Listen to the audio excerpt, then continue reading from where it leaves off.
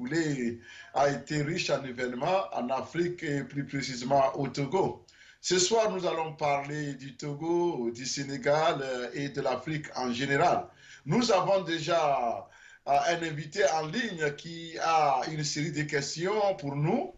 Et ces questions-là nous permettront, n'est-ce pas, de commenter un peu l'actualité togolaise. Alors, Monsieur Malik, depuis New York, si vous êtes prêt, je pense que nous vous passons l'antenne pour poser vos questions. Merci.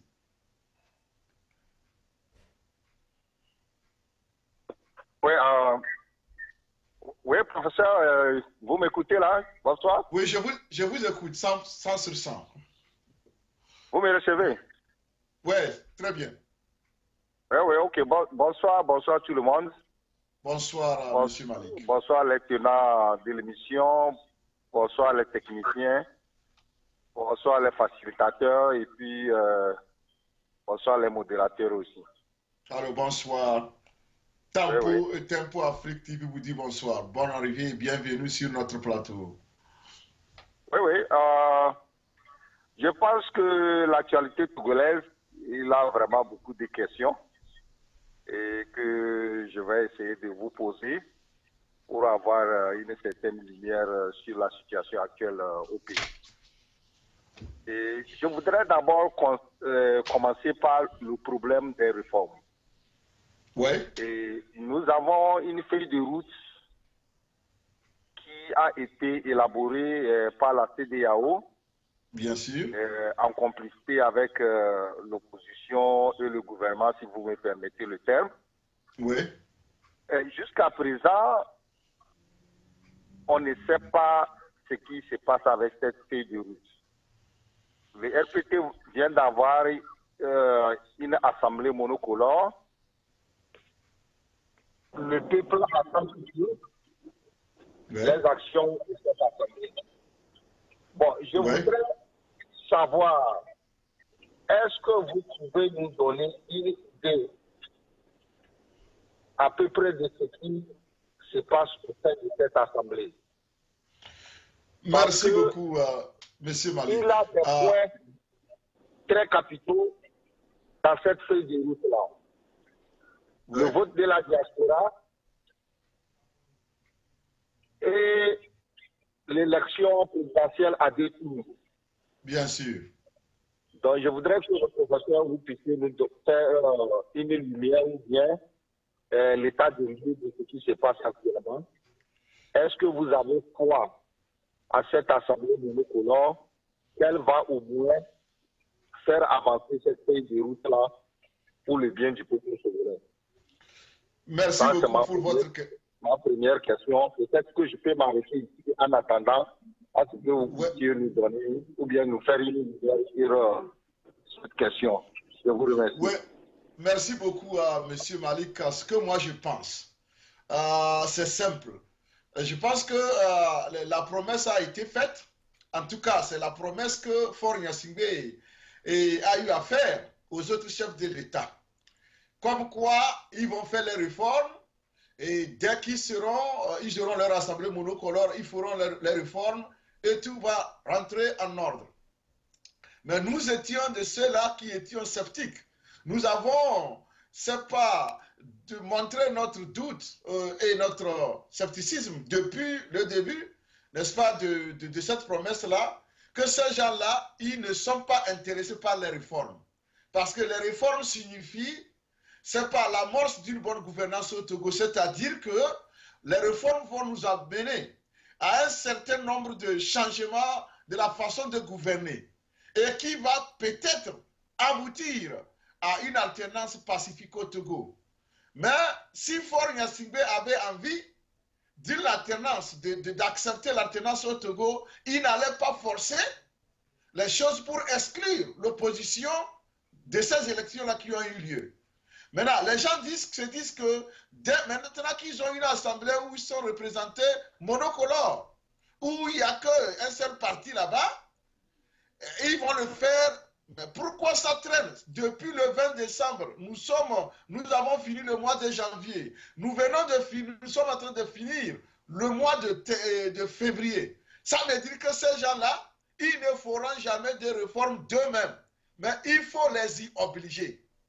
Alors, à l'Assemblée nationale, personne de ces gens-là qui sont là-bas, personne n'aura le courage de parler des réformes. Personne, même la présidente de l'Assemblée nationale que les gens ont vanté en pompe, j'avais dit clairement que cette dame ne pourra rien faire. On l'a placée là-bas seulement pour gérer les affaires courantes. Et le reste, toute décision de réforme viendra de Faure Gnassingbé. Parce qu'au RPT, c'est comme ça que ça fonctionne. Personne ne peut lever le petit doigt pour dire c'est ce qui est bon pour le pays. Non. C'est Faure qui doit être amené à le faire. Et la seule chose qui amènera Faure à faire les réformes, c'est que si le peuple togolais se lève comme un seul homme pour l'exiger, pour demander les réformes, là, il va courir. Vous avez vu ce qui s'est passé. Dès que le 19 août a été déclenché, le 6 septembre déjà, ils ont proposé des textes pour des réformes. Donc ces gens-là, ils n'entendent que le langage de la mobilisation et des manifestations. C'est pourquoi nous disons aux gens, si les gens pensent que le gouvernement actuel est fort, vont se lever un matin pour dire, bon, by the way, nous sommes conscients de la situation, nous allons opérer les réformes pour le bien-être de tous les Togolais. Je dis bien le bien-être de tous les Togolais, y compris les gens du RPT uni, ils ne le feront jamais. Parce que l'oligarchie n'a pas besoin de réformes pour continuer par piller les ressources du pays. Comme vous le savez, on vient de nous annoncer que des ministres qui ont fait en moins d'un an, qui s'achètent des maisons de 200 millions. Quel pays? Alors, c'est ce qui arrange ces gens-là. Alors, je dis au peuple togolais, pour tous ceux-là qui pensent qu'ils vont rester chez eux, Faure Gnassingbé va un jour se lever pour leur dire, venez, on va faire les réformes. Ils se trompent. Ils n'ont qu'à se lever comme un seul homme pour demander que les réformes soient faites. Sinon, Faure Gnassingbé n'a aucune envie d'opérer des réformes. Si je suis en train de me tromper, le président Faure, je l'interpelle, il n'a qu'à me prouver le contraire en ordonnant à cette Assemblée nationale d'aller faire les réformes ici et maintenant. Alors, je vous dis, si le peuple togolais dort encore jusqu'au mois de mars, sans manifestation, jusqu'à la fin de ce mois, il faut mettre les réformes au calendrier grec parce que ce régime va se sentir immunisé et il ne fera rien. Alors, ce qui s'est passé, c'est quoi? Lorsque Faure a voulu faire les élections seul en excluant tout concurrent, les chefs de l'État de la CEDEAO, les chefs d'État lui ont dit, nous ne voulons plus de stabilité dans la sous-région. Faure a tenu à les rassurer que moi, je connais mon peuple. Quelles que soient les brimades dont ils seront objets, ils vont rien faire pour menacer la stabilité dans la sous-région.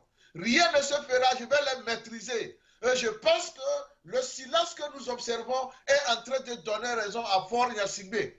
Parce que les chefs d'État de la sous-région ne vont pas l'interpeller parce que tout est calme. C'est pourquoi il faut relancer les mobilisations. Il faut faire en sorte que ces gens-là soient obligés à opérer les réformes qui sont nécessaires pour le bien-être de tous les Togolais. Ce n'est pas pour les gens de l'opposition seulement, les 98%, y compris les 2% qui sont là.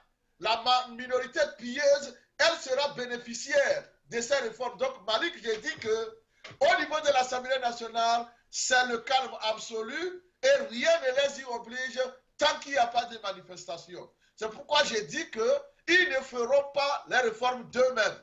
Même s'il y a quelques personnes dans l'Assemblée qui pensent que, au nom, c'est pas de la paix sociale, au nom de la stabilité à l'intérieur du pays, il faut au moins solder les promesses qui avaient été faites au peuple togolais et à la communauté internationale. Mais puisque rien ne les oblige, ils ne feront rien.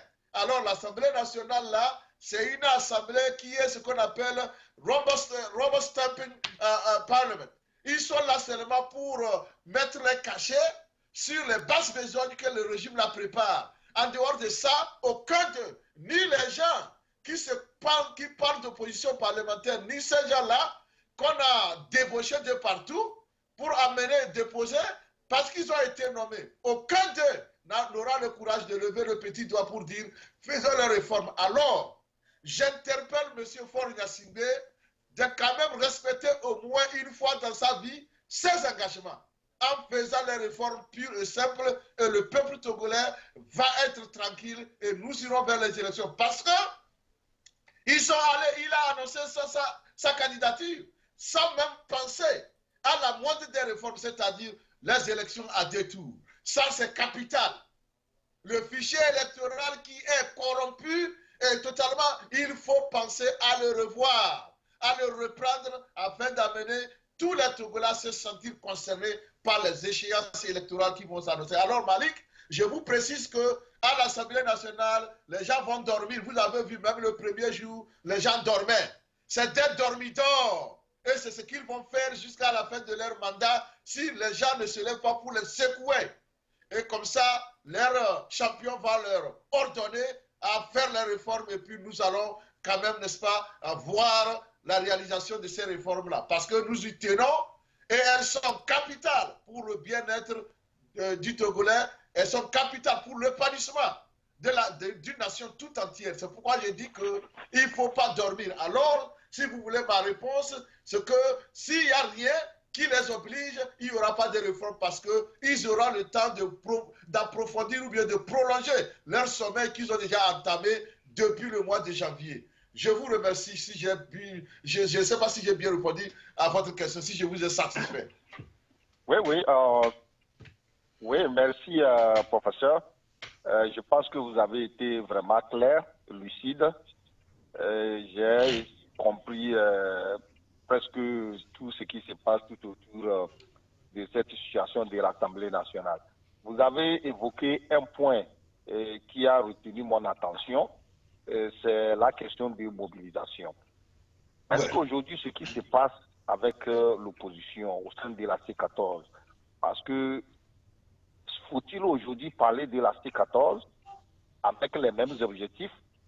Parce que actuellement, on assiste à une certaine division au sein de cette opposition. Le problème de relance des manifestations aujourd'hui, je ne pense plus que c'est à l'ordre du jour.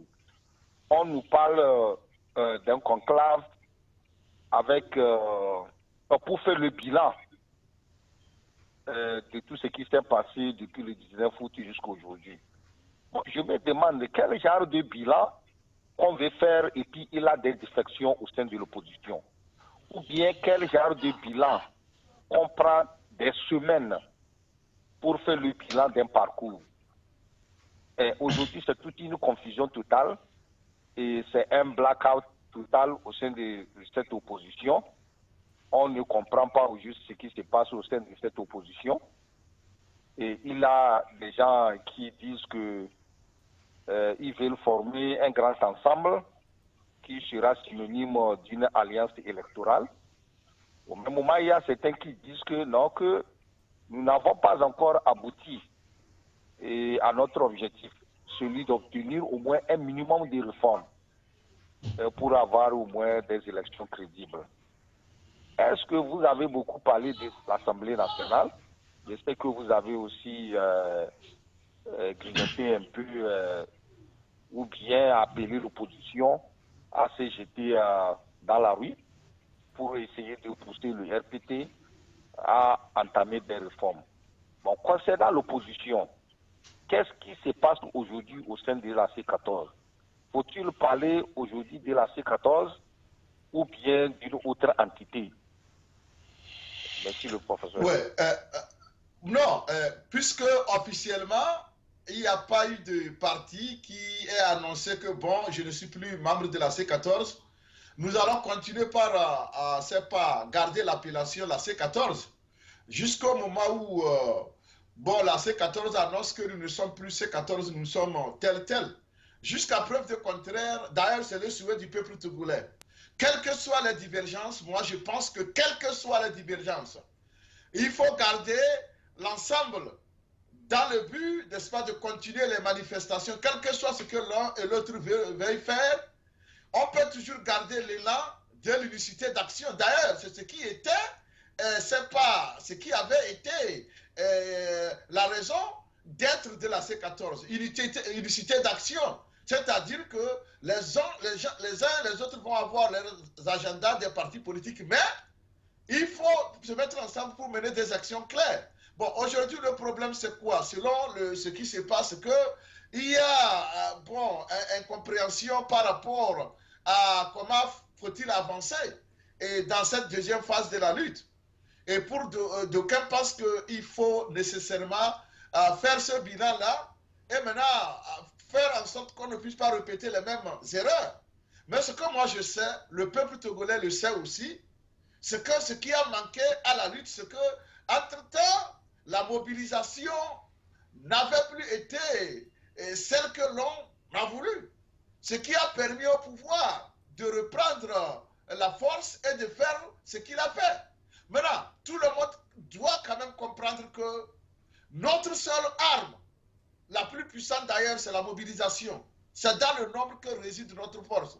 Donc, à partir du moment où le peuple togolais a déjà prouvé le 20 décembre qu'il est déterminé à ne plus s'associer à aucune mascarade électorale en boycottant activement et massivement les élections législatives, moi je pense que c'est déjà acquis que le peuple togolais, s'il y a une bonne organisation, va sortir massivement dans les rues.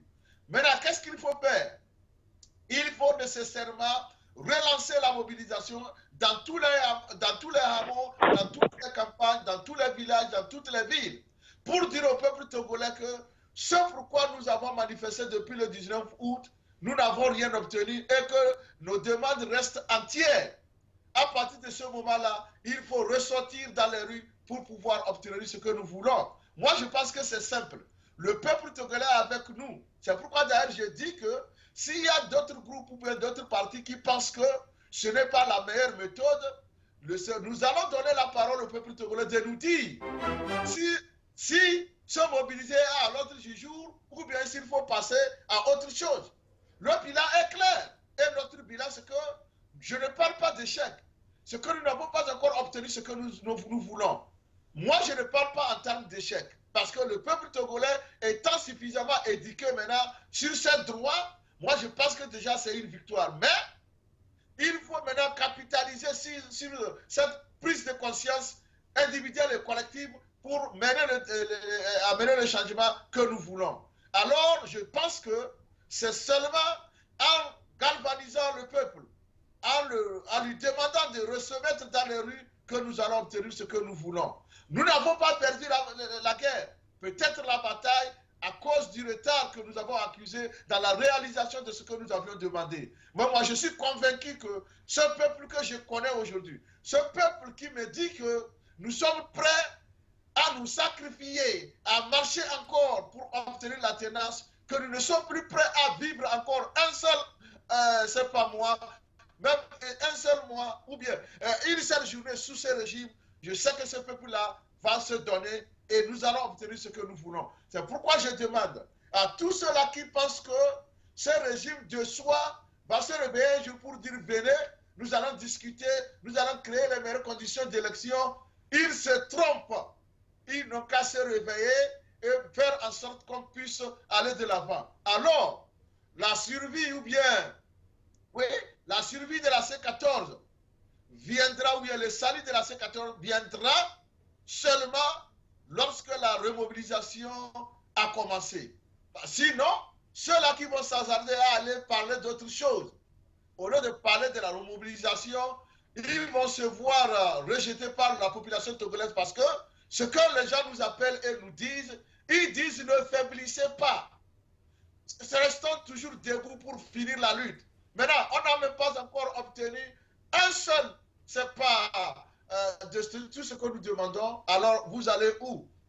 Vous allez où? Donc, la C14 est encore vivante, mais elle risque d'avoir des problèmes si elle veut aller trop vite en besogne. Parce que l'essentiel aujourd'hui, c'est d'obtenir les réformes. Sans les réformes, quel que soit le génie de tout un chacun, de ceux-là qui sont dans la C14, ils ne pourront rien contre ce régime.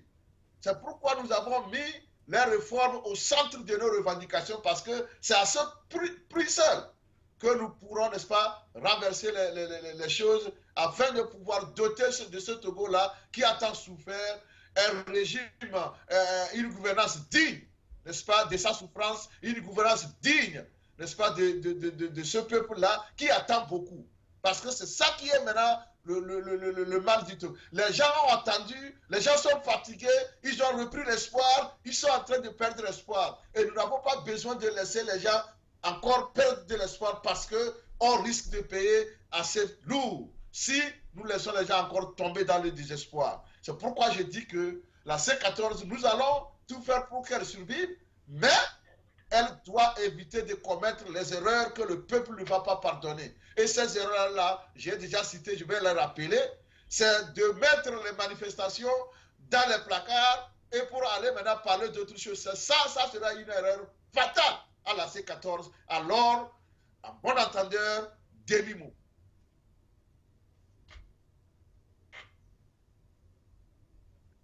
Merci, professeur. Oui. Allô? Oui, allô? Oui, professeur, merci. Merci beaucoup. Vous me recevez là? Merci, M. Malik. Oui. Vous avez une autre question ou bien vous en avez terminé? Non, je voudrais vraiment vous remercier. Et je suis vraiment comblé par cette explication. Surtout,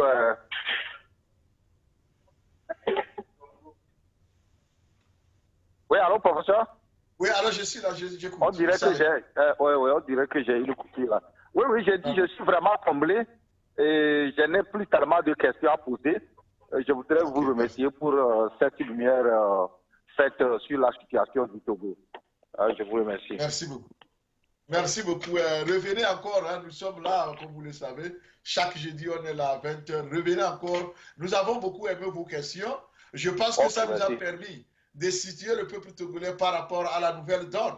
Et je pense que c'est clair, les gens l'ont compris et ils feront bon usage. Ok, merci. Grand merci. Okay. Merci.